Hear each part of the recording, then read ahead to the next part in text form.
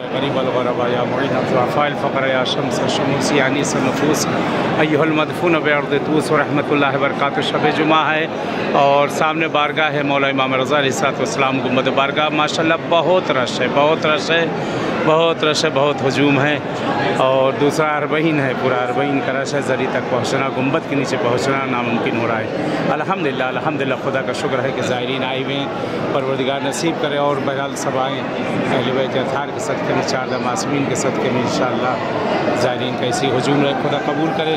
مولا آپ سب کی بھی زیارت کو قبول کریں انشاءاللہ۔ ضرور میں دعا گو ہوں اور شب شہادت ہے جناب رسول خدا کی بھی اور امام حسن مجتبیٰ کی بھی، اور شہادت کی رات نزدیک ہے مولا امام رضا کی انشاءاللہ کہ حتماً دعا کروں، یاد کروں آپ سب کو زیارت کرنے نصیب کرے اللہ آپ سب کو بھی آنا اس بارگاہ مولا امام رضا علیہ السلام میں، اور خدا تمام حوائج کو آپ کی پوری کرے، تمام مشکل تمام پریشانیوں کو دور کرے انشاءاللہ۔ جو حاجتیں ہیں اہل بیت اطہار کے صدقے مولا رضا کے صدقے میں تمام حاجتیں پر، خاص کر مریض و بیماروں کے لیے میں دعا گو ہوں، اور آپ سب کے تمام مرحومین شب جمعہ ان سب کو بھی میں یاد کر رہا ہوں انشاءاللہ،